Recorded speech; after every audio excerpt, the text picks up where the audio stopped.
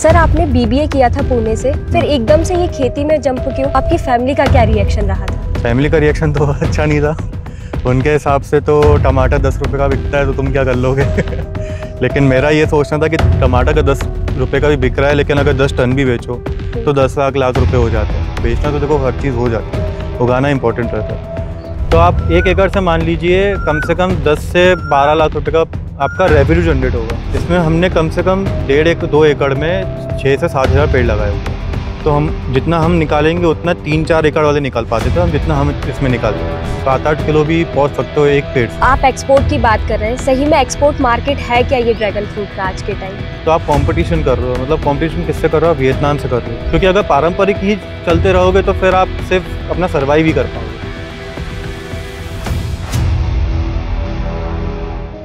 Sir सबसे पहले अपने बारे में बताइए ऑडियंस को कि कौन है चरित्र भार्गव? मेरा नाम चरित्र भार्गव है, मैं भोपाल से बिलोंग करता हूँ। मैंने BBA इन इंटरनेशनल बिजनेस करा हुआ है और मैंने अपना जितनी भी जॉब करी है अभी तक मैंने एक्सपोर्ट फील्ड में करी है। मैं एक्सपोर्ट मैनेजर था पुणे में, फिर वहाँ से मैंने जॉब छोड़ के भोपाल आके हाइड्रोपोनिक्स का काम शुरू किया, जो इतना अच्छा रहा नहीं क्योंकि उसमें इन्वेस्टमेंट ज़्यादा थी और लैंड का भी काफ़ी है हमारे पास। हाइड्रोपोनिक्स का रहता है कि सॉइल मतलब लैंड कम से कम यूज़ हो, लेकिन अपने लैंड अभी काफ़ी है, तो फिर सोचा मैंने कि नॉर्मल खेती पे आ जाऊँगा। जैसे मैंने फिर ड्रैगन फ्रूट का काम शुरू किया। सर आपने BBA किया था पुणे से, फिर एकदम से ये खेती में जंप क्यों? जैसे मेरा फैमिली बैकग्राउंड ज़मीनों का ही रहा है। पापा ने बिल्डर का भी काम किया, प्रॉपर्टी डीलिंग का भी काम किया। तो मेरे पास ये देखना था कि मेरे पास रिसोर्सेज कौन कौन से हैं जिसमें मैं बिज़नेस कर सकता हूँ, क्योंकि मैं जॉब तो पूरे टाइम कर नहीं सकता था। तो फिर मैं जब भोपाल आने का मैंने सोचा, थोड़ा रिस्क लिया, फिर मैंने थोड़ा ज़मीनें रखी, ज़मीनों के साथ मैं क्या कर सकता हूँ। तो जितने भी ऑप्शंस दिखे मुझे वो थोड़े एक्सपेंसिव थे, जैसे कोल्ड स्टोरेज हो गया या कुछ भी अलग। तो मैंने सोचा फार्मिंग ही कर लेते हैं, क्योंकि इसमें थोड़ा सुकून भी मिलेगा, अपना ही खेत रहेगा, अपने बैठने को हो जाएगा कि अच्छा है, बढ़िया है। तो मैंने फार्मिंग का ही सोचा उसमें। सर आपने जब ये डिसीजन लिया था तो आपकी फैमिली का क्या रिएक्शन रहा था? फैमिली का रिएक्शन तो अच्छा नहीं था। उनके हिसाब से तो टमाटर 10 रुपये का बिकता है तो तुम क्या कर लोगे। लेकिन मेरा ये सोचना था कि टमाटर का 10 रुपये का भी बिक रहा है, लेकिन अगर 10 टन भी बेचो तो 10 लाख रुपए हो जाते हैं। तो कन्विंस करने में काफ़ी टाइम लगा, रिश्तेदारों को काफ़ी टाइम लगा कन्विंस करने में। अब ये है कि इतना काम देखने के बाद काफ़ी लोग प्रेज़ कर रहे हैं कि बहुत अच्छी फील्ड में आए हो तुम काम करने के लिए। सर आपने ड्रैगन फ्रूट फार्मिंग के बारे में कैसे और क्यों सोचा? आपका इसके पीछे मोटिव क्या था? ड्रैगन फ्रूट फार्मिंग का मैंने ऐसा सोचा, जैसे मैं हाइड्रोपोनिक्स तो कर ही रहा था, फिर मैं सोच रहा था कि कहाँ से क्या शुरू करूँ। उस टाइम पे मेरी मम्मी को डेंगू हो गया था, तो फिर मैंने नेट पे ढूंढा कि डेंगू के लिए सबसे बेस्ट फ्रूट्स या क्या रहेगा। तो उसमें टॉप 3 हर वेबसाइट पे टॉप 4 ऑप्शंस में ड्रैगन फ्रूट तो था ही था। तो फिर मैंने सोचा कि ड्रैगन फ्रूट ही कर सकते हैं। फिर भोपाल में एक ड्रैगन फ्रूट कर ही रहे थे, हर्षित गोदा करके, तो उनसे मिला, मैं उनसे बात करी, पता किया कि कितना क्या प्रॉफिटेबल है, नहीं है, कर सकते हैं कि नहीं। मेन बात तो ये, बेचना तो देखो हर चीज़ हो जाती है, उगाना इंपॉर्टेंट रहता है। तो फिर यहाँ पे हमने सेटअप किया सिर्फ उसी चीज़ से। फिर मैंने अपने जैसे ये लैंड मेरे दोस्त किए, तो मैंने अपने दोस्त को अप्रोच किया कि भाई ये चीज़ करते हैं साथ में, तो उसने कहा ठीक है। तो फिर हमने अब शुरू कर दिया ड्रैगन फ्रूट ऐसे में। और ड्रैगन फ्रूट भी इसलिए चूज़ किया क्योंकि ड्रैगन फ्रूट ऐसा प्लांट है जो साल भर में ही फ्रूटिंग देना शुरू कर देता है। तो आपको जैसे हॉर्टिकल्चर दूसरे होते हैं जो उसमें आम होता है, जो भी होता है 2-3 साल रुकना पड़ता है, इसमें आप पहले साल से फ्रूट ले सकते हो, सेकंड ईयर से कमर्शियल हार्वेस्ट ले सकते हो। इसके कई सारे हेल्थ बेनिफिट हैं। हाँ। पर फिर भी ये इंडिया में इतना एक्सपेंसिव क्यों है? देखिए इसमें ना ये चीज़ आपको शायद ही कोई बताएगा, इतना भी एक्सपेंसिव नहीं है ड्रैगन फ्रूट। अगर आप दूसरे जैसे आप आम से कंपेयर करो, अगर आम अभी पीक पे मेरे ख्याल से 80-90 रुपीज़ kg गया था, अभी 50-60 चल रहा है। अब आम आप खाते हो, मान के चलो 200 ग्राम का आम रहता है, उसमें कम से कम 40-50 ग्राम की तो गुठली रहती होगी। ड्रैगन फ्रूट में ऐसा नहीं है, ड्रैगन फ्रूट में पूरा पल्प रहता है, उसमें मुश्किल से 10 ग्राम या 9 ग्राम का ही रहेगा। अगर आप पर ग्राम ड्रैगन फ्रूट का लो ना तो इतना भी एक्सपेंसिव नहीं। और अब धीरे धीरे जैसे कल्टीवेशन बहुत बढ़ते जा रहा है इंडिया में, तो ड्रैगन फ्रूट का इंपोर्ट भी कम हो रहा है और ड्रैगन फ्रूट अब काफ़ी चीप होता जा रहा है। लेकिन अब जैसे साउथ में देखोगे, साउथ में तो बहुत ही ज़्यादा हो चुका है, तो वहाँ पे तो बहुत नॉर्मलाइज हो चुका है ड्रैगन फ्रूट। नॉर्दर्न साइड पे थोड़ा भी एक्सपेंसिव है, लेकिन मेरे ख्याल से इतना भी एक्सपेंसिव नहीं है कि आप अपनी इम्यूनिटी बूस्टर को ना लेके कुछ और ले लो कि मतलब सस्ते में मिल रहा हो तो। लेकिन ये सबसे बेस्ट चीज़ है। और इसमें ये सब ये है कि काफ़ी वेराइटीज़ हैं ड्रैगन फ्रूट में, जैसे येलो होती हैं, अब जो अंदर से पल्प वाइट वाली होती है वो काफ़ी चीप मिलती है अभी भी। मतलब मान के चलिए आप होल सेल में वो 80 to 90 रुपीज़ kg मिलता है और पर पीस 60 रुपीज़ का मिलता है ठेले पे। अब जो मेरे पास वेराइटीज़ हैं वो थोड़ी एक्सपेंसिव वाली हैं, तो हमने फिर ये सोच के ही ये वेराइटीज़ लगाई हैं कि जो सस्ती वाली है वो नहीं लगा के थोड़ी महंगी बिके वाली लगाई है हमने। सर अभी आपने कौन सी वैरायटी ग्रो की है? मेरे पास इजरायली येलो है, जो बाहर से येलो और अंदर से वाइट होता है, लेकिन काफ़ी मीठा होता है वो। और दूसरा मेरे पास ये है कि एक सियाम रेड करके वैरायटी है जो मीडियम साइज़ की होती है और अंदर से बाहर से दोनों से रेड या पर्पल, जो आप कलर बोल दो। और एक जंबो है जो पल्प जिसका ज़्यादा रहता है लेकिन थोड़ा कम मीठा रहता है वो। और हमने अभी 3-4 यहाँ पे पोल छोड़े हुए हैं ताकि इन फ्यूचर कोई नई वैरायटी आती तो हम वो यहाँ लगाने। आपके अकॉर्डिंग सबसे बेस्ट वैरायटी क्या होगी अगर अभी के टाइम पे? अभी सबसे देखिए इसमें मतलब काफ़ी कंडीशन वाला क्वेश्चन है ये। अब जैसे काफ़ी लोगों को ये लगता है कि जो अंदर से वाइट पल्प है वो फीका होता है, वो ज़्यादा अच्छा टेस्ट नहीं करता है। काफ़ी लोगों ने इंडिया में वही खाया हुआ है, तो इसलिए लोग ज़्यादातर ड्रैगन फ्रूट का उनको आइडिया नहीं है।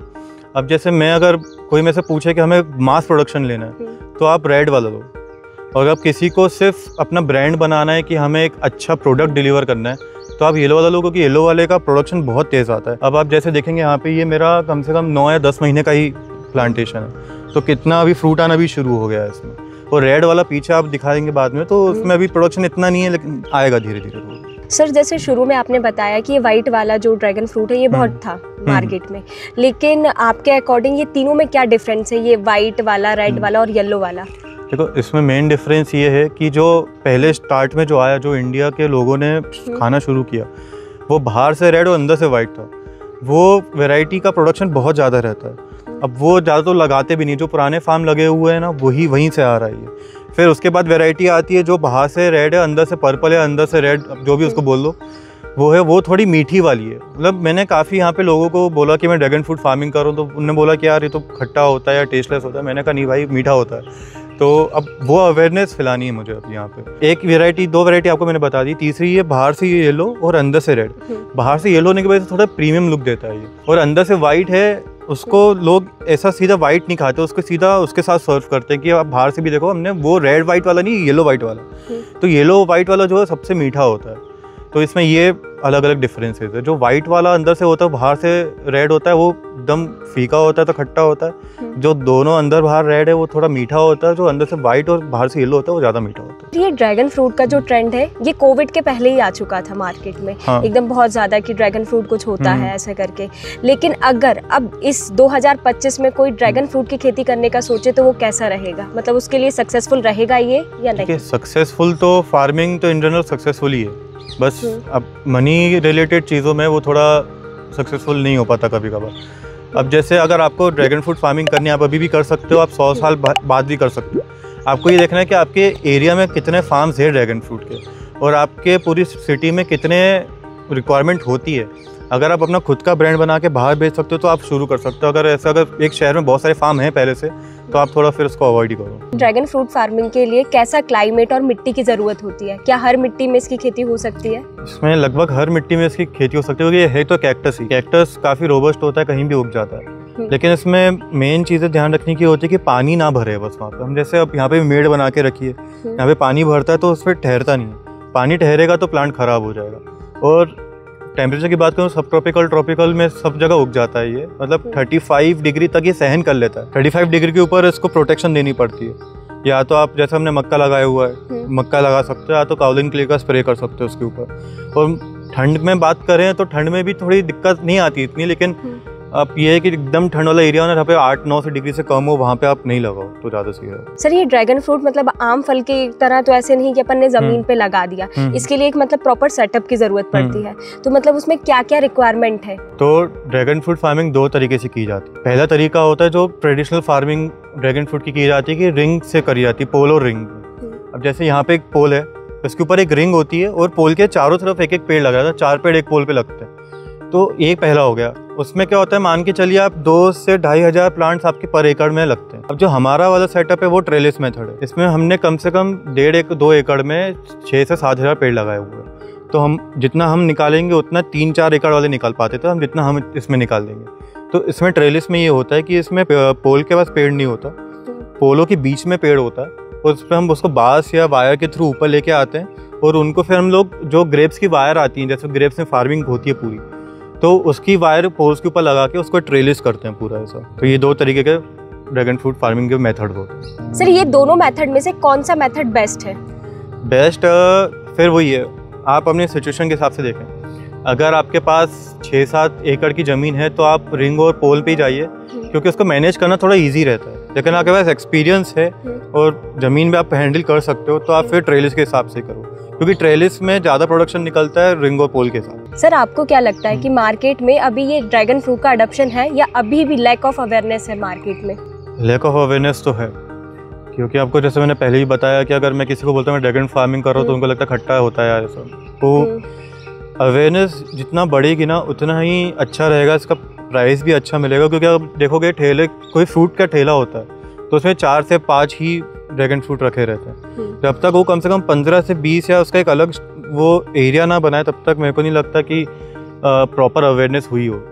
प्रॉपर अवेयरनेस इसमें काफ़ी होनी चाहिए, क्योंकि बहुत इम्यून बूस्टर फ्रूट है, ये काफ़ी अच्छा होता है हेल्थ के लिए। सर अगर कोई बिगिनर ड्रैगन फ्रूट की खेती करना चालू करता है तो उसे कितनी एकड़ में करनी चाहिए और किन किन बातों का उसे ध्यान रखना चाहिए?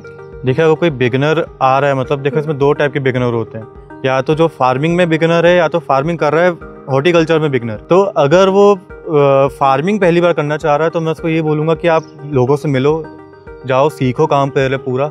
इसके नाइट्रोजन क्यों लगता है, फास्फोरस क्यों लगता है, पोटेशियम क्यों लगता है, कैल्शियम क्यों लगता है, ये सब को समझना चाहिए पहले। फिर अगर वो करना चाहे तो मैं अगर ये बोलूँगा कि आप आधे एकड़ से थोड़ा कम में, मतलब 400 प्लांट या 500 प्लांट लेके आप काम शुरू करो। 1 साल 1.5 साल आप उस पर काम करो। फिर अगर आपको लगता है कि आप मैनेज कर सकते हो या आपका कोई लेबर वो मैनेज कर सकता है तो फिर आप इसमें आगे बढ़ो। फिर आप इसमें जितना चाहो उतना लगा लो। सर जैसे कि अभी कोई बिगनर है और वो ट्रेनिंग इसकी लेना चाहता है कि कैसे खेती करते हैं या फिर कोई कोर्स, तो आप प्रोवाइड करते हैं क्या उन्हें? मैं प्रॉपर ट्रेनिंग देता हूँ, मैं पूरी हेल्प करता हूँ जितने नए फार्मर्स आ रहे हैं, क्योंकि मैंने जो प्रॉब्लम सहन करी है मैं नहीं चाहता हूँ कि कोई और भी सहन करे इतना। मैं उनको सब कुछ हेल्प करता हूँ, A to Z हेल्प करता हूँ। तो आप मेरे को कॉन्टैक्ट कर सकते हैं 9981 523 661 पे। मैं आपको A to Z सारी इन्फॉर्मेशन दे दूंगा। सर जैसे कि ये ड्रैगन फ्रूट की खेती करना स्टार्ट कर दिया तो इसका जो पहली तोड़ाई है वो हम लोग किस सीज़न में ले सकते हैं, मतलब कब चालू हो जाती है? जैसे कि आम है तो आम का भी एक पर्टिकुलर सीज़न रहता है कि इस सीज़न में ये आम फल देने लग जाएगा या इस टाइम पे ही आते हैं इसके फ्रूट, तो इसका भी कोई ऐसा है क्या सीज़न? इसके मेनली देखो उगाने के 2 सीज़न रहते हैं। एक आप मार्च अप्रैल में लगा लो, है ना, या वो दूसरा होता है सितंबर के बाद लगा लो। सितंबर के बाद जो लगता है उसमें ये रहता है कि अगले साल आपको जब बारिश होगी, जून जुलाई अगस्त सितंबर अक्टूबर तक आपको फ्रूट आना शुरू हो जाएगा। लेकिन आप मार्च अप्रैल के टाइम पे लगाते हो, हमने उसी टाइम लगाया था। उस टाइम ये रहता है कि प्लांट अपने आप को ग्रो करने में टाइम ज़्यादा लेता है, तो हमने उस टाइम जो बारिश हुई थी उस टाइम कोई प्रोडक्शन नहीं लिया हमने। अभी हम लोग इस साल से लेने वाले, पिछले साल मार्च में लगा था हमारा पूरा, अब इस साल हम लोग प्रोडक्शन लेंगे। तो इसका 3 से 4 महीने का हार्वेस्टिंग पीरियड रहता है, जो जुलाई से शुरू हो जाता है, मतलब बरसात से शुरू हो जाता है। अगर बरसात पहले आ गई ना तो आपके फ्लावर्स भी पहले आना शुरू हो जाए। सर जैसे कि ये पौधे लगा दिए ड्रैगन फ्रूट के, तो जो स्टार्टिंग का फर्स्ट ईयर है उसमें हमें किन किन बातों का ध्यान रखना चाहिए और क्या सावधानियां लेनी चाहिए? ठीक है, आपको देखो इसमें चीज़ का ध्यान रखना चाहिए, जैसे खेत तैयार करने पे आपको अच्छे से गहरी जुताई करनी चाहिए, कल्टीवेटर चलाना चाहिए 1-2 बार, आपको रोटावेटर चलाना चाहिए 1-2 बार। हो सके तो समर टाइम पे आप इसको थोड़ा खुला छोड़ दो ये सब कराने के बाद, ताकि जितने भी वीड हैं वो सब खत्म हो जाए। फिर जब आप प्लांटेशन करो तब कोशिश ये करो कि जैसे आपकी अगर ब्लैक सॉइल है तो आप अपनी खाद जब तैयार करो तो उसमें आप मिट्टी भी ऐड करो, ताकि मिट्टी से होगा कि इसको क्या पानी ज़्यादा होल्ड करना नहीं चाहिए प्लांट के आसपास। तो मिट्टी से ये रहेगा कि वो थोड़ा नमी भी मेंटेन करके रखेगा, वो पानी को भी बहा देगा।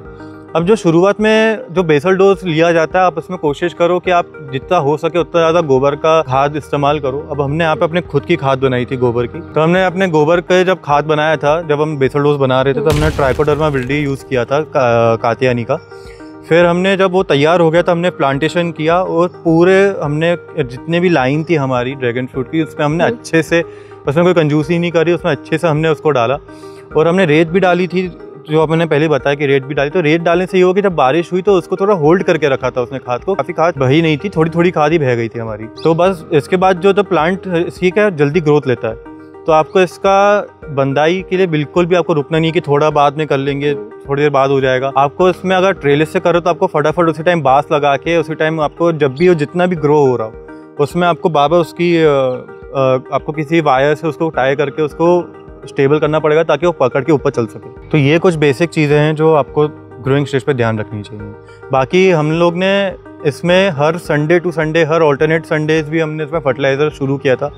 शुरुआत में बेसिक जो NPK होता है वो दिया था, फिर हमने उसके बाद जो डिफरेंट नंबर्स ऑफ NPKs होते हैं हमने उसका यूटिलाइजेशन किया था, लेकिन वो ये देख के कि प्लांट की सिचुएशन कैसी है और उसकी ग्रोथ कैसी है। तो हमने जो भी शुरुआत में NPK यूज़ किया था वो ऑल्टरनेट संडेज करा था कि हम हर संडे टू संडे NPK डालते थे जो उसने इनिशियल ग्रोथ के लिए होता था। फिर जैसे जो भी ग्रोथ होती रही हमने उसके हिसाब से अलग अलग वाटर सॉल्युबल NPK यूज़ किया हमने। सर आपने NPKs का बताया कि इसमें NPKs देना पड़ता है, लेकिन NPK के अलावा और कौन कौन सी खादें हैं जो ये ड्रैगन फ्रूट के लिए ज़रूरी है? देखिए, ड्रैगन फ्रूट के लिए बहुत ज़्यादा खाद की ज़रूरत नहीं पड़ती है। सबसे बेस्ट पार्ट ड्रैगन फ्रूट की रहती है कि इसमें आप कम खाद डालोगे तो भी अच्छा प्रोडक्शन दे जाता है ये। NPK के अलावा जो बेसिक न्यूट्रिएंट्स होते हैं, माइक्रो न्यूट्रिएंट्स, वो मैं यूज़ करता हूँ। कैल्शियम, बोरॉन, मैग्नीशियम, जिंक, ये सब लगता है। अब जो इसमें मेन जो एक फर्टिलाइज़र मेन लगता है फंगीसाइड ज़्यादा लगता है, क्योंकि इसमें ज़्यादा इतना कुछ रोग आता नहीं है, लेकिन जो रोग आता है फंगस का ही ज़्यादा आता है। तो फंगस में इसमें मैनकोजेब हम ज़्यादा डालते हैं। तो इसमें जब भी फंगस आता है हम इसमें प्रिवेंटिव में भी डालते हैं और जब क्यूरेटिव के लिए भी डालते हैं। वो कार्बेडाजिम और मैनकोजेब का जो कॉम्बिनेशन आता है समर्था, वो हम उसका यूटिलाइजेशन करते हैं। सर ये ड्रैगन फ्रूट की खेती के लिए हमें ये ऑर्गेनिक खाद ज़्यादा लेना चाहिए या फिर केमिकल ही ठीक है? देखिए, सबसे बेस्ट प्रैक्टिस तो ऑर्गेनिक की ही रहती है, लेकिन अगर आप फंगस बहुत ज़्यादा आ गई या चींटियाँ कभी कभार आ जाती हैं बहुत ज़्यादा आ गई, या आपने जो बांस लगाया उसमें अगर दीमक आ गई तो आपको फिर तो केमिकल यूज़ करना ही पड़ेगा। लेकिन आप शुरुआत के जो पहला साल 2 साल आप उसमें केमिकल प्लस ऑर्गेनिक करो, उसके बाद धीरे धीरे करके ऑर्गेनिक में शिफ्ट हो जाओ। क्योंकि ड्रैगन फ्रूट का फ्रूट ऐसा है कि आप जितना ऑर्गेनिक मैटर उसमें यूज़ करोगे ना, मिठास उतनी ज़्यादा आएगी। केमिकल करोगे उतना मीठा नहीं रहेगा। तो हमने जब खेत तैयार कर रहे थे तब NPK कंसोल्टिया दिया था, राइजोबियम दिया था, फॉस्फोरस मोबिलाइजिंग बैक्टीरिया जो होते हैं वो सारे हमने इसको दिए थे।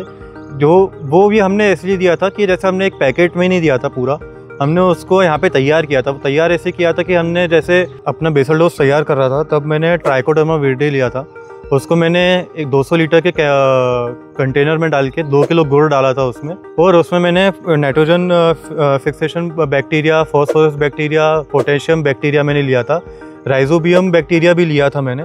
तो उसको मैंने कम से कम 5-6 दिन तक उसको ट्रीट किया था, उसको क्लॉकवाइज घुमा के धीरे धीरे करके 6-7 दिन में जब वो तैयार हो गया बैक्टीरिया मेरा, मतलब मैंने 1 किलो से 200 लीटर का पूरा बना के उसको पर एकड़ मैंने पूरा ड्रिंचिंग करी थी, ताकि मेरा प्लांट लगने से पहले जो सॉइल है वो अच्छे से तैयार हो जाए। सर आपने खाद और रोग के बारे में तो बता दिया, लेकिन ये ड्रैगन फ्रूट की खेती में कुछ कीट भी तो आते होंगे ना? कीट इसमें थोड़े कम आते हैं, इसमें ज़्यादातर चींटियाँ आती हैं और मतलब ऐसा कुछ ज़्यादा आता नहीं है। बाकी इसमें दीमक ज़्यादा आ जाती है, जैसे हमने बांस लगाया हुआ रहता है तो उसमें दीमक आसपास आती है, तो हम दीमक के लिए इमिडाक्लोपिड डालते हैं, तो उससे काफ़ी हमारी चीज़ें ठीक हो जाती है। ये ड्रैगन फ्रूट का प्लांट तो लगा दिया, लेकिन जब ये बढ़ता है, ग्रो करता है, तो किन किन बातों का ध्यान रखना चाहिए? इसमें मेन जो काफ़ी चीज़ें तो मैंने बता दी हैं, इसमें और भी बातों का ध्यान रखना चाहिए। जैसे आपने जब प्लांट लगाया तो उसमें एक शूट एक्स्ट्रा होना चाहिए पहले से, जैसे मतलब एक जो बेस प्लांट है उसके ऊपर एक शूट ऐसे ऊपर होना चाहिए।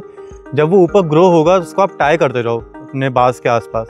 अगर उससे 2 शूट निकल रही है तो आपको सिर्फ 1 शूट पकड़ के चलना है ऊपर, जो सबसे हेल्दी, जो सबसे मोटी शूट हो उसको ही पकड़ना है आपको। बाकी 2 या 3 जितनी हो आप उसको काटते रहो। जब वो एकदम ऊपर आ जाए, जैसे अभी यहाँ तक आ चुकी है, तो अब इसके ऊपर हम काटना बंद कर देंगे। अब वो जितने शूट्स निकलेंगे हमारे लिए उतना ही अच्छा अम्ब्रेला बनेगा। तो इसमें एक सिंगल शूट को ऊपर ले जाने का ये लॉजिक रहता है कि आपके अगर 3-4 शूट निकल रहे हैं तो वो जो फर्टिलाइज़र दिया है वो 3-4 शूट में जाके है न्यूट्रिशन पहुँचाएगा। तो प्लांट तो ग्रो होगा लेकिन काफ़ी धीरे होगा। तो जब प्लांट जब फ्रूट नहीं दे रहा होता, जब वो अपने खुद की ताकत बना रहा होता है, तो कोशिश ये रहती है कि वो सिंगल ताकत पॉइंट पे ही सारे फर्टिलाइज़र यूटिलाइज हो। फिर जब वो जाके मेच्योर हो जाए, जब वो अपने एडल्ट फॉर्म में आ जाए, तब जाके उसमें हम फिर जितने भी शूट्स हो उतना अच्छा है। सर ये बात तो हो गई खेती करने की कि कैसे क्या करना है, लेकिन सर 1 साल में कितनी बार इसकी हार्वेस्टिंग अपन ले सकते हैं और एक पौधे से कितने ड्रैगन फ्रूट आते हैं? देखिए, शुरुआत में एक पौधे से आप मैक्स टू मैक्स 1 से 2 किलो ही प्रोडक्शन ले पाओगे, लेकिन जितने साल आगे बढ़ते जाएगा ना उतना प्रोडक्शन बढ़ता जाएगा। आप 7-8 किलो भी पहुंच सकते हो एक पेड़ से। बाकी बात रही मार्केटिंग की, तो मार्केटिंग के लिए आपको देखिए अगर खुद का ब्रांड बना सको तो ज़्यादा अच्छा, लेकिन उसमें एक दिक्कत आती है, जैसे आप ऑफ सीज़न क्या करोगे, ऑफ सीज़न फिर वो ब्रांड वैनिश हो जाता है। तो आप थोड़ी ऐसी तैयारी करो कि आप उनको कैसे ना कैसे करके अपने कस्टमर्स को पकड़ के रखो, या तो आप उनको ड्रैगन फ्रूट के बाद कुछ और भी प्रोवाइड करो। आप ऐसी एक मार्केटिंग कर सकते हो। अब एग्रो टूरिज्म में भी कर सकते हो कि आप लोगों को खेत पे बुला रहे हो, तो उसमें जो मिडिल मैन का जो मार्जिन रहता है वो बच जाता है। जैसे अगर आप यहाँ पे कोई आ रहा है, अगर आपने एक एंट्री फीस डाल दी है तो आपको जितना खाना है खाओ, ले जाने के लिए इतना पैसा देना पड़ेगा, तो आप वैसे भी इवेंट्स कर सकते हो। और बाकी मंडी में देखिए तो बोली पे जाता है, फिर जितनी बोली लगती है उतना पैसा मिलता है। और काफ़ी मंडी में ऐसे वेंडर्स भी होते हैं जो सीधा होटल्स और इन लोगों को सप्लाई करते हैं, तो आप उनसे भी डील कर सकते हो। और फिर अगर बहुत कुछ आपके पास नॉलेज है, अब जैसे मेरे पास नॉलेज है, मैं एक्सपोर्ट में काम करता था, तो मेरे पास अगर ज़्यादा प्रोडक्शन होगा तो मैं इसको एक्सपोर्ट भी करूँगा। सर ड्रैगन फ्रूट को पहले तो वियतनाम से इंपोर्ट किया जाता था और कई अलग अलग कंट्रीज से, तो आप एक्सपोर्ट की बात कर रहे हैं, सही में एक्सपोर्ट मार्केट है क्या ये ड्रैगन फ्रूट का आज के टाइम? ड्रैगन फ्रूट का एक्सपोर्ट मार्केट काफ़ी बड़ा है। सऊदी कंट्रीज़ जितनी भी, अरब कंट्रीज़ जितनी हैं और यूरोप में, इन सब में एक्सपोर्ट किया जाता है ड्रैगन फ्रूट। लेकिन उसमें एक चीज़ का ध्यान रखना पड़ता है कि अगर आप जैसे आप एक्सपोर्ट कर रहे हो तो आप कंपटीशन कर रहे हो, मतलब कंपटीशन किससे कर रहे हो? वियतनाम से कर रहे हो। तो वियतनाम की जो वैरायटीज़ हैं जो वो एक्सपोर्ट कर रही हैं, जो कंट्रीज़ एक्सपोर्ट ले रही हैं, मतलब इंपोर्ट कर रही हैं, आपको स्टडी करना पड़ेगा कि वो कौन सी वैरायटी कर रही हैं। अब जैसे हमारे यहाँ पे जो वैरायटीज़ लगी है वो इजरायली येलो ही एक्सपोर्ट करने लायक है, और इसके पास LD5, LD6 ऐसे करके नाम से भी आजकल वैरायटीज़ आ रही है जो एक्सपोर्ट करने लायक होती हैं। तो आपको वो एक्सपोर्ट आप कर सकते हो, काफ़ी अच्छा मार्केट है। लेकिन आपको एक्सपोर्ट करने से पहले एक चीज़ देखनी पड़ेगी कि अगर जैसे फॉर्म्स होते हैं कुछ हर कंट्री से, यूरोपियन यूनियन के भी फॉर्म्स हैं, क्या वहाँ पे आप पर्टिकुलर इंसेक्टिसाइड या पेस्टिसाइड यूज़ कर सकते हो। अगर आपने वो यूज़ किया तो वो एक्सपोर्ट नहीं होगा। आपको ये सब चीज़ों में काफ़ी ज़्यादा ध्यान रखना पड़ेगा, क्योंकि एक्सपोर्ट करना बहुत डिफ़िकल्ट होता है। अगर आपका कुछ एक चीज़ भी काम अटका तो आपका पूरा का पूरा माल ख़राब हो जाएगा। सर जब हम मार्केट में ये ड्रैगन फ्रूट लेने जाते हैं तो हमको 100 रुपये या 120 रुपये का पर पीस पड़ता है, लेकिन एक्चुअल में फार्मर को ये कितने का मतलब प्रॉफिट मिलता है? देखिए इसका मैं आपको कैलकुलेशन बताता हूँ। मान के चलिए कि कोई एक वेंडर आया मेरे पास कि भाई मेरे को आप पर किलो कितने का दोगे, तो अभी मंडी और इन सब के हिसाब से मान के चलिए 100 रुपये मान लीजिए, आपके 100 रुपये किलो मेरे खेत से जा रहा है। अब 1 किलो में कम से कम 2 से 3 ड्रैगन फ्रूट आते हैं। अब वो डिपेंड करता है, आपका साइज़ अच्छा है तो वो 100 रुपये पर पीस ही बिकेगा, 80 रुपये पर पीस ही बिकेगा। तो अगर यहाँ से जैसे अगर मेरे को 100 रुपये 120 रुपये पर किलो मिल रहा है, तो वेंडर को 200 रुपये के आसपास पर किलो वो बेचता है, लेकिन वो पर पीस बेचता है। तो फार्मर को आप मान के जो 100 रुपये से 80 रुपये तक भी गिर जाता है कभी कभार, तो फार्मर को इतना पैसा मिल जाता है पर किलो। तो आप मान के चलिए अगर जैसे 100 रुपये गया तो 3 पीस अगर 100 के गए मेरे, तो 35 to 40 रुपीज़ पर पीस के हिसाब से मैंने वेंडर को बेचा और उसने 80 से 90 में आगे बेचा। सर अगर किसान खुद का बेचना चाहे डायरेक्ट कस्टमर को ये ड्रैगन फ्रूट, तो वो क्या कर सकता है, कैसे ब्रांडिंग कर सकता है? क्योंकि हर किसान इतना तो ब्रांडिंग कर नहीं पाएगा आज के टाइम पे, तो उसको आप क्या टिप्स देंगे? मैं तो ये टिप्स दूंगा कि पहले तो आप अपने पूरे खेत पर ड्रैगन फ्रूट मत लगाओ। अगर आपको खुद का ब्रांड बनाना है तो जैसा अगर आपके पास 1 एकड़ ज़मीन है तो आप आधे एकड़ पर ड्रैगन फ्रूट लगाओ। और जैसे dragon fruit to dragon fruit के बीच में 10 फीट की हमने जगह छोड़ी हुई है, क्योंकि जो कैनोपी बनती है उसके लिए यहाँ पे जो जगह होनी चाहिए तोड़ने के लिए, ट्रैक्टर चलाने के लिए, तो हम लोग इसके बीच में वेजिटेबल्स लगाते हैं। अब हमने यहाँ पे lettuce, broccoli, red cabbage, zucchini, ये सब हमने लगाया हुआ। पीछे आप देखोगे तो हमने स्वीट कॉर्न लगाया हुआ है।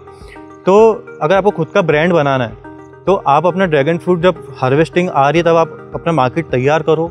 आप एक कॉलोनी पकड़ो, आप पर एक कस्टमर मत पकड़ो, आप एक कॉलोनी पकड़ो और कॉलोनी वालों को बोलो कि मैंने व्हाट्सएप का ग्रुप बनाया हुआ है या ऐसा ग्रुप बनाया हुआ है, मैं हफ्ते के इस दिन आऊँगा और आप जो ऑर्डर जिसका रहेगा वो मैं आपको दे दूंगा। अगर आप पर पर्सन ऑर्डर डिलीवर करने जाओगे तो आप लॉस में ही जाओगे, आप उसमें प्रॉफिट नहीं कमा पाओगे, क्योंकि ये चीज़ का अडॉप्टेशन अभी बहुत मुश्किल से ही आ रहा है कि फ्रेश फार्म टू डोर का कॉन्सेप्ट अभी इतना कुछ खास है नहीं। और अगर आप जैसे ड्रैगन फ्रूट का आपने कर लिया, उसके बाद फिर आपके पास जो आधा एकड़ ज़मीन है उस पर आप कहीं में टमाटर लगा दो, कहीं पे कुछ लगा दो, कहीं जो बीच में जगह बची है उसमें धनिया लगा दो, मेथी लगा दो, तो आप कम से कम ये रहेगा कि पूरे साल भर आप उनको केटर कर पाओगे। जब केटर कर पाओगे तो आपका फिर माउथ टू माउथ मार्केटिंग भी ज़्यादा बढ़ेगी और आपके पास ये रहेगा कि आपको सबके घर जा के नहीं देना नहीं पड़ेगा, उससे आपका लॉजिस्टिक कॉस्ट भी बचेगा। तो आप कोशिश ये करो कि आप ऐसा एक एरिया बना दो जहाँ पे लोग आके आपसे ले लें, या तो कॉलोनी हो या तो वो खेत हो, तब जाके प्रॉफिट हो पाएगा। अब जैसे मेरा दूसरा खेत है, वहाँ पे मैंने मिक्स वेजिटेबल फार्मिंग करी हुई है, तो वहाँ पे मैं 10 से 15 टाइप की सब्जियाँ लगाता हूँ। तो उससे ये होता है जैसे एक सब्जी की अगर एज होने वाली होती है तो उसके नीचे ही दूसरी सब्जी लगी हुई रहती है। तो उससे ये होता है कि मेरे पास पूरे ऑल ईयर राउंड कस्टमर्स मेरे तैयार रहे। जितनी भी मैंने चीज़ें बताई हैं आपको, जो भी स्टार्टिंग से लेके एंड तक, मार्केटिंग, एक्सपोर्ट, ये सब जो बताएं, आपको ये सबको बहुत ध्यान रख के आपको पेपर पे लिख के आपको पूरा हर एक लाइन को सोचना पड़ेगा कि मैं को आगे बढ़ना है कि नहीं बढ़ना है। ये सब चीज़ें ही लेके आप आगे प्रॉफिटेबल हो पाओगे, क्योंकि ट्रेंड जो होता है ना हर चीज़ का, उसमें ट्रेंड इसलिए बनता है क्योंकि उसमें सब लोग घुस जाते हैं। अब उसमें कुछ अनएजुकेटेड लोग भी घुस जाते हैं मतलब अनएजुकेटेड मतलब जिनका इन्फॉर्मेशन नहीं है, और जिनका इन्फॉर्मेशन है वो भी घुस जाते हैं। सक्सेस वही होते हैं जिनको इन्फॉर्मेशन रहती है या जो तैयार होते हैं।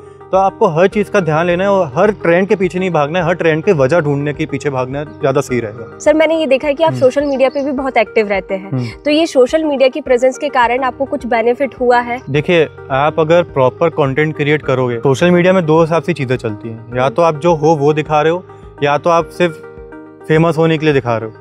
तो जो मेरा जो प्रेजेंस है वो मैं इन्फॉर्मेटिव वीडियोस ही बनाता हूँ ज़्यादातर, ताकि लोगों को लगे एजुकेटेड हों वो। तो मेरे पास काफ़ी इंक्वायरीज आती हैं कि आप कहाँ से फार्मिंग कर रहे हो, कैसे कर रहे हो, हमें भी सिखा दो, हमें भी बताओ। तो मेरे पास ये एक बैकअप रेडी रहता है। अगर जैसे मेरा ड्रैगन फ्रूट अभी तैयार हो गया मेरा हार्वेस्ट के लिए, मेरे को बस एक स्टोरी डालने की देरी है और मेरे पास बहुत सारे कस्टमर पहले से ही रेडी हो जाएंगे कि भैया हमें भी चाहिए। एक कोई फार्मर सोशल मीडिया पे आता है तो उसके लिए काफ़ी फ़ायदेमंद रहता है, क्योंकि फार्मिंग एक करने का मतलब एक बिजनेस है। आप उसको बिजनेस लेकर चलो। आप ये नहीं करो कि हम घर वाले फार्मिंग कर रहे हैं तो हम भी फार्मिंग कर रहे हैं। आपको उसको एक बिजनेस में कन्वर्ट करना पड़ेगा, तब जाके ही फार्मर पैसा कमा पाएगा। क्योंकि अगर पारंपरिक ही चलते रहोगे तो फिर आप सिर्फ अपना सर्वाइव ही कर पाओगे। सर, हर ड्रैगन फ्रूट की खेती करने वाले किसानों का एक ही सवाल होता है कि आखिर इसकी लागत कितनी लगती है 1 एकड़ के हिसाब से, तो आप बता सकेंगे?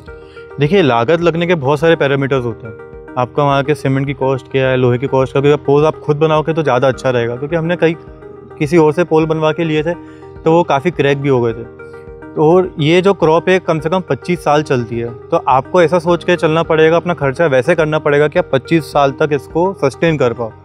तो आप एक मोटा मान लो कि पर एकड़ का कॉस्ट इसका 7 से 9 लाख के आसपास आ जाता है। डिपेंड करता है कि आप ट्रेलिस में भी एडवांस में हो जा रहे हो कि नहीं जा रहे। जैसे समर टाइम पे जब 40 to 43 डिग्री जाता है तो यहाँ पे सनबर्न हो जाता है प्लांट को। तो जो सनबर्न होता है ना, उससे फंगस डिजीज शुरू हो जाती है। तो आजकल क्या फार्मर कर रहे हैं, जो पुराने ड्रैगन फ्रूट के फार्मर्स हैं, जो पैसा कमा चुके हैं, वो लोग क्या करते हैं कि इसके ऊपर शेड बना देते हैं। तो शेड से ये होता है कि जो समर के टाइम पे इनका प्लांट और ग्रो हो रहा होता है, उसकी ग्रोथ रुकती नहीं है। तो आप शुरुआत में ये चीज़ मत करो, क्योंकि आपको जितना पैसा बचा के काम कर सको उतना ही बचा के आपको ड्रैगन फ्रूट में काम करना है, क्योंकि ये आपको साल में से 3-4 महीने क्रॉप देगी, तो आपको बाकी साल का भी खर्चा निकालना है। तो आप मान के चलो 7 से 9 लाख रुपए के आसपास खर्चा आ जाता है। अगर एकदम हाईटेक आप कर रहे हो एकदम सब कुछ, तो आप 10 लाख तक भी खर्चा जा सकते। सर, आपने ये तो बता दिया कि ये ड्रैगन फ्रूट की खेती में कितनी लागत लगती है, पर यही 4 से 5 साल में हम इससे कितना मुनाफा कमा सकते हैं? देखो, प्रॉफिट की बात ऐसी है कि आपका प्रोडक्शन में डिपेंड करता है। अब जैसे हम लोगों ने इस साल का सोचा है कि हमारा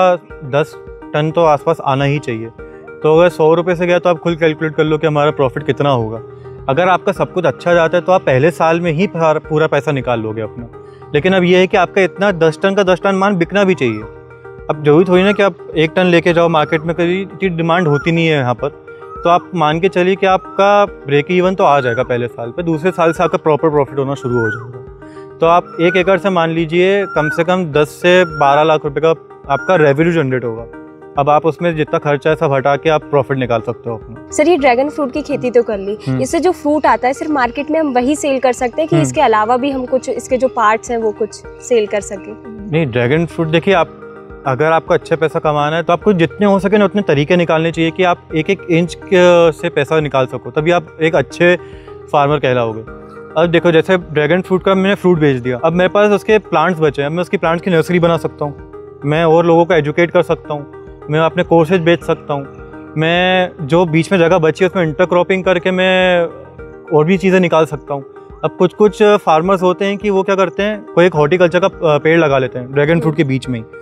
उससे दिक्कत कभी कभार अच्छा प्रॉफिटेबल भी होता है, कभी कभार दिक्कत भी हो जाती है। अब जैसे अगर वो पेड़ बड़ा हो गया, जैसे मैंने अगर कीवी तो नहीं होगा, अगर जैसे मैंने अगर अनार लगा दिया तो अनार भी फैलता है। तो आपको कुछ ऐसा सोचना है कि आपकी जो बीच में जगह बची है उसमें से आपकी रेगुलर इनकम होते रहे, ताकि आपका जो बंदा यहाँ पे जो पूरा मैनेज कर रहा है खेत, उसकी सैलरी निकलती रहे।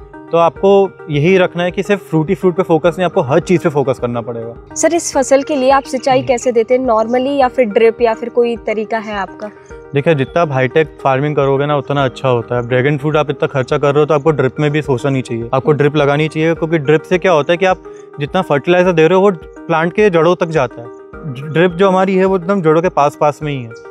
तो इसमें हमने ड्रिप यूज़ करी है। अब आपको अगर थोड़े इन फ्यूचर में पैसे बचाने तो आप ड्रिप की सब्सिडी भी ले सकते हो। और आजकल मेरे ख्याल से गवर्नमेंट की स्कीम भी आई हो जिसमें सोलर पंप लग रहे हैं, तो आप उसकी भी स्कीम ले सकते हो। अब जितना हाईटेक अपन आगे कर रहे हैं काम, जितनी भी हाई वैल्यू प्रोडक्शन काम कर रहे हैं उसमें ड्रिप लगाना बहुत इंपॉर्टेंट रहता है। क्योंकि वैसे ड्रैगन फ्रूट को पानी कम चाहिए, आप उसमें अगर फ्लड इरिगेशन कर दोगे तो उसमें रूट रॉट हो जाएगा। तो उसमें हमने ड्रिप यूज़ करी हुई। ड्रिप से फ़ायदा रहता है कि पूरे टाइम हमें जो प्रिसाइज फर्टिलाइज़र जो पॉइंट पे जाना चाहिए वहीं जाता है। दूसरा, पानी कम यूज़ होता है, और इसका सबसे मेन फ़ायदा ये है कि वेंचुरी के थ्रू हम इसमें खाद डाल सकते हैं, जो हमें बार बार जाके छिड़कनी नहीं पड़ती। मेरा बंदा एक ही जगह खड़े होकर खाद मिक्स करके वहीं से पूरे खेत पे ड्रिप के थ्रू खाद पहुँचा सकता है। सर, आपका फ्यूचर प्लान क्या है इस ड्रैगन फार्मिंग को लेके? मैं मार्केट पे ज़्यादा ध्यान रखूँ। मैं मार्केट पे ध्यान रखना मतलब कि कौन सी वेराइटीज़ अभी चल रही हैं, क्योंकि हर चीज़ आउटडेटेड हो जाती है कुछ टाइम बाद।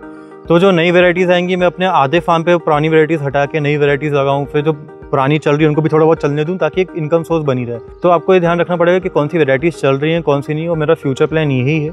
और फ्यूचर में मैं इसमें और भी चीज़ें करूँगा, जैसे मैं इसमें नेट भी लगाऊंगा। जितना प्रोडक्शन को बढ़ाने की जो हो सकता है वो चीज़ें करूँगा, लेकिन जैसे इससे ही कमाई जो होगी मैं उसी को यूटिलाइज करके उसमें डालूंगा, क्योंकि मैंने अभी इन्वेस्टमेंट कर दी है और हर फार्मर को भी ऐसा ही आगे बढ़ना चाहिए। सर, आप ड्रैगन फ्रूट की फार्मिंग के बारे में अभी तक तो पूरा बता चुके हैं, खाद, कीट और सभी चीज़ों के बारे में, और आपने एक्सपोर्ट मार्केट के बारे में भी बताया। लेकिन आप ये बता सकते हैं कि कौन सी गलतियां थी जो आपने की हैं, और किसानों को मतलब ऐसी चीज़ कि जो आगे कोई भी खेती कर रहा है तो वो ये गलती ना दोहराए? ठीक है, इसमें मैं आपको 2-3 गलतियाँ बताता हूँ जो हमने करी मेन। जब आपको मैंने बताया सनबर्न हो जाता है तो हम उसके लिए काउलिन क्ले ढूंढ रहे थे। अब काउलिन क्ले आता है 1-2 रुपये का किलो, लेकिन हमें मिल नहीं रहा था। तो हमने तो अब क्या कर सकते हैं जो प्लांट को गर्मी से बचा सके, तो हमने सोचा कि इसमें स्वीट कॉर्न लगा देते हैं। अब जो स्वीट कॉर्न मैंने लगाया, अब मैं इतना स्वीट कॉर्न का मेरे को नॉलेज नहीं था, तो जब मैंने स्वीट कॉर्न लगाया तब मैंने ड्रैगन फ्रूट के मतलब इतने से गैप में लगा दिया। अब उससे ये हो गया कि स्वीट कॉर्न और ड्रैगन फ्रूट दोनों लड़ रहे एक दूसरे से कि फर्टिलाइज़र कौन लेगा। अब ये हुआ कि हमारा जो स्वीट कॉर्न था वो इतना अच्छा प्रोडक्शन हुआ कि मतलब आसपास वाले सब खेत वाले देख रहे थे, भैया कि इतना अच्छा स्वीट कॉर्न उगाया कैसे। अब उनको कैसे बताऊं कि मैंने कितनी खाद लगाई थी इसमें, जो मैंने ड्रैगन फ्रूट की रखी हुई थी। तो ये सबसे बड़ी गलती मेरी हो गई, क्योंकि ड्रैगन फ्रूट की ग्रोथ उस टाइम रुक गई थी। तो हमने जल्दी से जल्दी स्वीट कॉर्न का हार्वेस्ट लिया और उसको फिर निकाल के हमने फेंक दिया। फिर दूसरी गलती हुई थी कि हमने जब थोड़ा पैसा बचाने के चक्कर में, जैसे यहाँ पे आप देख रहे हो, तो मैंने अपने ये वाले इजरायली लोग के प्लॉट में वीड मैट लगाया, मैंने बाकी पूरे खेत पे वीड मैट नहीं लगाया। अब उससे ये हो रहा है कि मेरा हर साल 8 से 9 हज़ार रुपये से वो खरपतवार को निकालने में जा रहा है। यहाँ पे अब मेरे को ज़्यादा खर्चा नहीं आता है, बीच में मैं ट्रैक्टर चला देता हूँ। तो ये तो मेरी मेन गलतियाँ थी। और तीसरी गलती ये थी कि कभी कभार हम लोग फर्टिलाइज़र नहीं दे पा रहे थे। मैंने एक प्रॉपर साइकिल जो तैयार करी थी उस पर कभी कभार नहीं हो पा रही थी। अब वो गलती हमारी थी कि वो कुछ और की, मतलब जैसे कभी लाइट चली गई, हफ्ते लाइट नहीं आ रही क्योंकि कहीं वायर कट गया, कहीं वायर जल गया, तो उस चक्कर में ये हुआ। लेकिन अगर आप ले रहे हो तो आप फर्टिलाइज़र साइकिल जो है वो आप प्रॉपर पूरे साल रन करो। और हमने जो पहले सोचा था कि हम इस बार साल में 3 बार ऑर्गेनिक खाद देंगे पूरी, जो हम इस बार 2 ही बार दे पाए, क्योंकि कभी टाइम नहीं मिला, कहीं खाद नहीं मिली हमें।